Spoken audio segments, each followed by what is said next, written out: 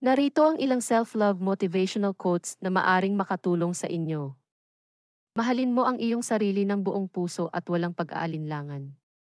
Ikaw ay karapat-dapat sa iyong sariling pagmamahal at pagpapahalaga. Sa pagtanggap sa iyong sarili, matututunan mong lumipad ng mataas. Huwag mong hayaang hadlangan ka ng iyong mga pag-aalinlangan sa pagmamahal sa iyong sarili.